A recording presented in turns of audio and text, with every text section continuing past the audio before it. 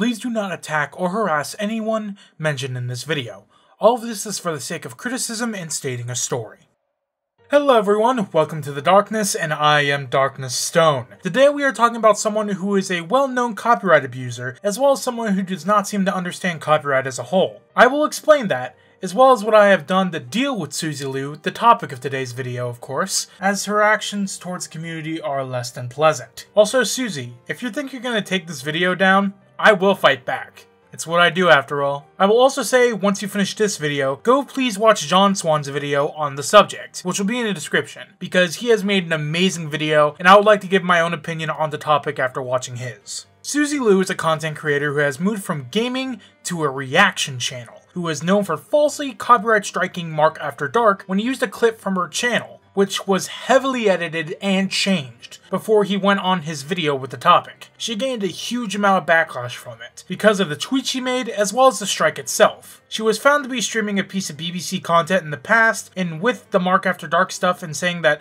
Mark After Dark was stealing after that, it made her look like a hypocrite. Drama channels and other people like that decided to cover the story, and she started to strike those videos for harassment and bullying, saying all of them were hate videos, like none of them had any actually good points or criticism. She also said she owned the copyright to her face, which cannot be the case. It can be proved with a simple Google search in and of itself. It's so stupid. She then went on Augie RFC for about 5 minutes because she was racing her Olympic racing dog and was walking it for forever. And then she said, and I quote, "Why should I have to prove my innocence to a bunch of nobodies on the internet?" It's vital. If you want to prove your innocence, you gotta show your flag history. Why would I care to prove my innocence to a bunch of nobodies on the internet? Now I'm gonna say this. I don't think Blowblacks, Augie, and Nicholas D. Oreo are small. They actually have quite an influence on the community. If you were actually innocent, Suzy, you wouldn't have a problem proving your innocence to anyone, if it couldn't be twisted. She gave a screenshot on the stream showing that she has flagged creators that were talking about the story. And I quote by Nicholas D. Oreo, "Suzy, no!" The Discord? No. Oh, Yeah, no. Well, you gotta see video. We can't see that. We need the screen share. We need the screen share. Whoa, hold on. Lots of GG Reloaded though. Yeah, lots of GG Reload. Oh no. Yeah, we can't have. And the you screen can share oh look. without my the screen share. She can scroll down too. Like, where's the scroll? Oh my. Wait. Look on the right hand This is side. not- You can scroll down. This is not a good look, Suzy. Wait a minute. It's all the stuff talking about the story. Wait a minute. Yeah, Wait a minute. Suzy, no. Oof.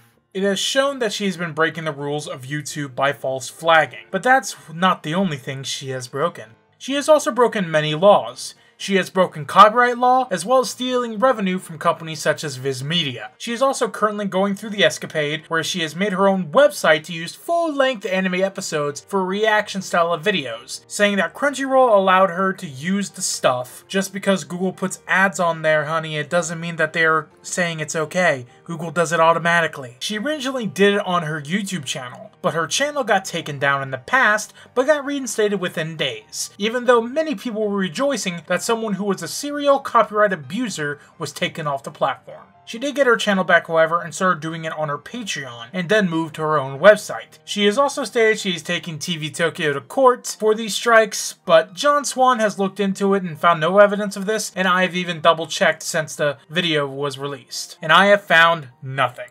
I know what some of you guys might be saying. "Stone, why are you getting involved in this? What do you have to say?" Well, here is that part of the video. I watch and have a huge respect for a certain group of YouTubers, such as Augie, Blowblocks, and of course, John Swan. I was on my Twitter, and I saw Suzy took down a video made by Swan. That was a teaser for a future video on Suzy Lu on John Swan's channel, which I will put here. So if you have seen it, I will put a timestamp where John's segment ends as well. John says it's okay for us to share this, so just know that. And this is just a segment of his video he had to take out, which I'm not afraid to put in.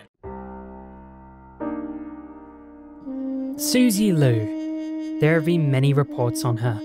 Serial copyright abuser, hypocrite, egomaniac. But I'm not interested in all that. After many nights of contemplation and thinking, I came up with a hypothesis. For such a big forehead, how is Suzy Lu so very dumb? And then that begs the further question, just how big is Suzy Lu's forehead? I couldn't let it rest. I tried all possible avenues, but nothing seemed to work. In the end, I decided that I had to book my flight to Scotland to visit Suzy Lu herself. But certain events prevented me from doing so. One night, while I was laying in bed, a revelation came to me.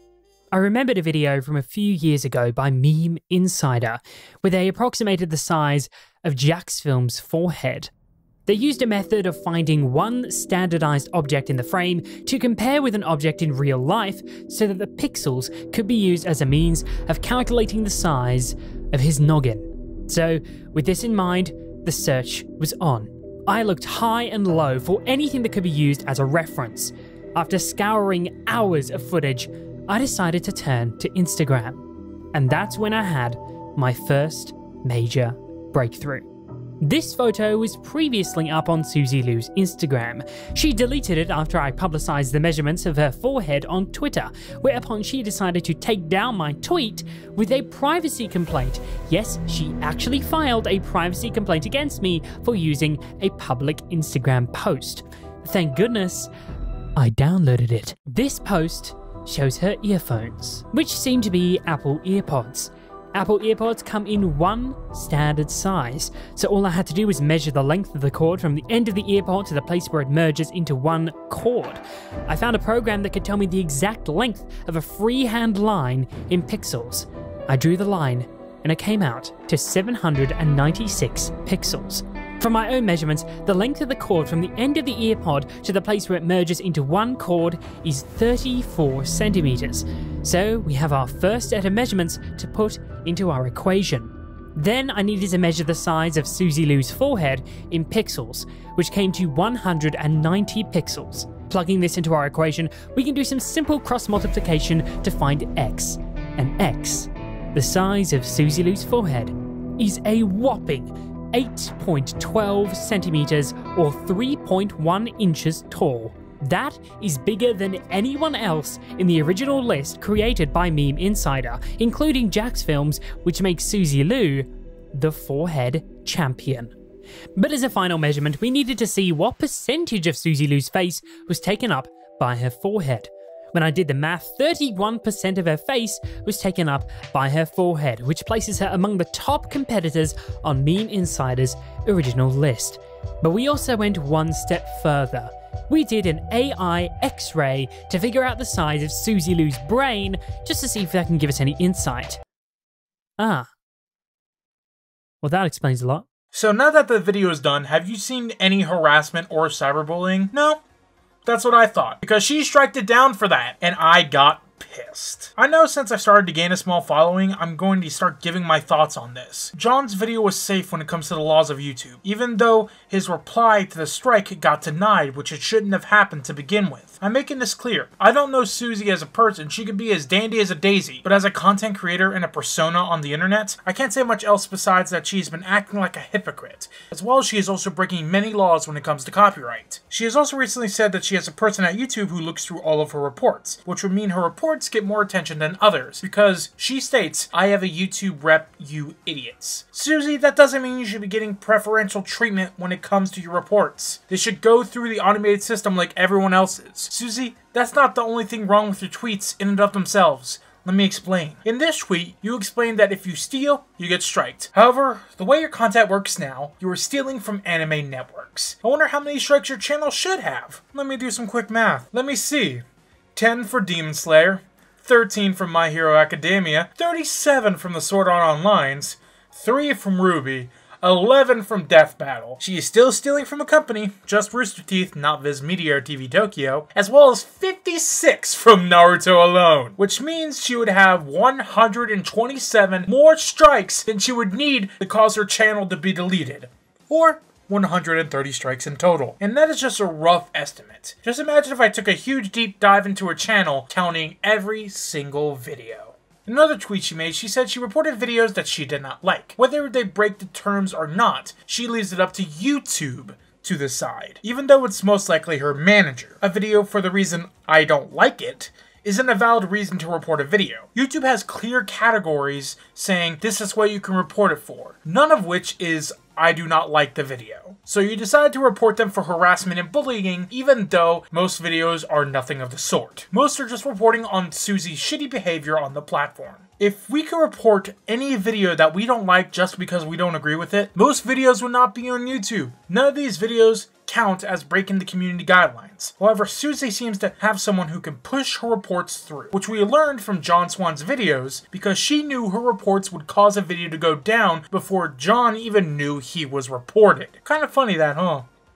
Something else I find funny is that Suzy blocked me of all people, even though I only have 3 tweets on my page about the situation, 2 of which are retweets. I also wasn't blocked a few days ago, so this is a new development. Now, what have I done to get this resolved? Well, I've reported her to Viz Media, the ones who published Naruto, and who have said they will be putting their legal team on the situation now, because I explained a part of the situation, as well as sending them links to Suzy's website, as well as sending them links to her Patreon, where she is making money from stealing from the company. They seem to be happy I brought this to their attention. I sent them this message. I would like to report someone using full uncut episodes of anime you produce to make money. Like a very slim reaction throughout the whole episode.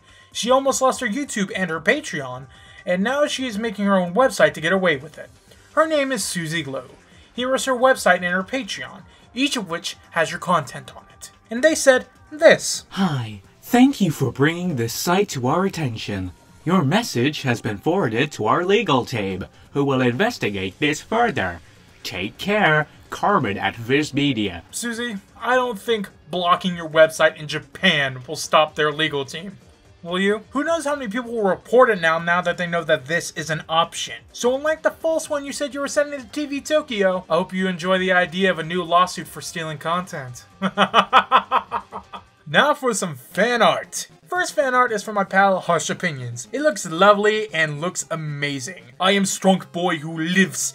Tiny girl with big arm muscles. Second art is What the Fuck by my friend Worm, I love you man, and this is awesome looking. Third art is from @aposies on Twitter, and it was one of the first fan arts for this channel. I may not be DarknessStones, but I am someone who appreciates the art. Today's final fan art piece is Broski by Robotron on my fan Discord server, which is in the description. I still remember getting this while I was premiering my last PK video, and I got really happy and excited about it. Now, if you didn't see your fan art in this video, don't worry. I have all my fan art saved and I'll use it on the feature in my next video. I'll try my best to put the art in order so I still have some queued for the next video. But if you want to send me fan art or just want to chat sometimes, come join my Discord server in the description or follow me on Twitter. So I hope you guys enjoyed this video. Until next time, enjoy the darkness.